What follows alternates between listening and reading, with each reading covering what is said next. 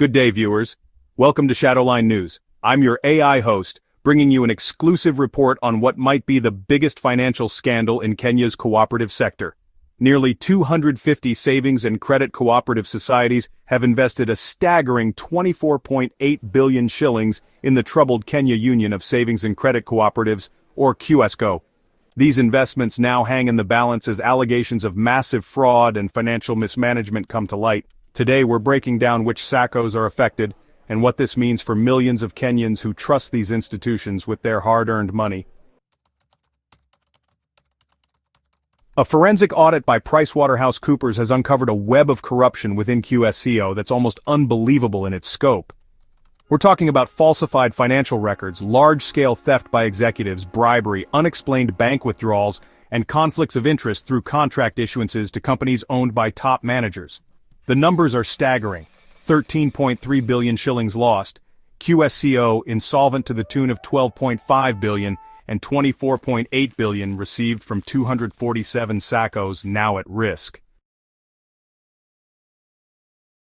The investigation has placed 8 executives in the spotlight, including former Managing Director George Ototo, former Finance Manager George Owino, and former Chairman George Magutu. These individuals allegedly manipulated financial statements to report non-existent profits, understating costs and overstating incomes by approximately 9.3 billion shillings. We can now confirm several SACCOs that have investments in KUSCCO, with their combined provisions already exceeding 1.8 billion shillings. Kimisitu SACCO tops the list with provisions of 353 million shillings, followed closely by Mhasibu SACCO at 408 million shillings. The Law Society of Kenya SACCO has set aside 264 million shillings to cover potential losses.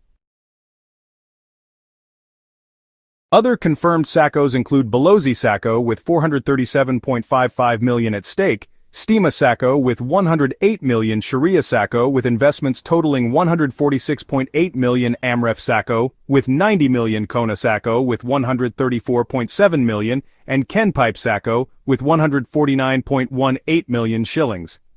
While the complete list of 247 affected SACCOs remains confidential, we've learned that Kenya's largest SACCOs bear the greatest financial risk. Mwalimu National SACCO, Kenya's largest with assets of 66.43 billion shillings, has confirmed KUSCCO investments by including write-offs on their AGM agenda. Similarly, Stima SACCO with assets of 59.15 billion and Harambee SACCO with assets of 38.57 billion have placed KUSCCO investment write-offs on their voting agendas for upcoming annual general meetings. The Commissioner for Cooperative Development, David Obonyo, has stated, in most cases it is the big SACCOs who had invested in KUSCCO, though not all of them but a majority were the big SACCOs who have surplus money to save. This suggests that the largest SACCOs in Kenya may face the most significant financial damage, potentially threatening the stability of the entire cooperative financial sector. The government, through the State Department for Cooperatives, has taken action by issuing directives to affected SACCOs. All SACCOs with investments in KUSCCO have been ordered to cut dividends and set aside funds to cover expected losses linked to the fraud. Commissioner Obonyo explained the government's position. We are telling them that this profit you have made, instead of giving members all of it, get a portion of it and set aside as provision. It's a good way, especially now when they are declaring dividends, so that they don't declare a lot of dividends anticipating there is money from KUSCCO.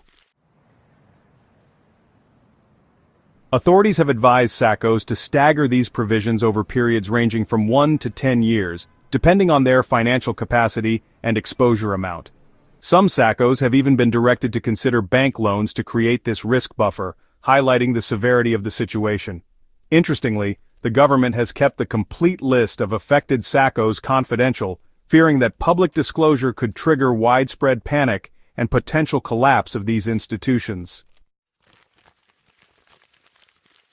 For ordinary Kenyans, this scandal means one thing: lower returns on their savings.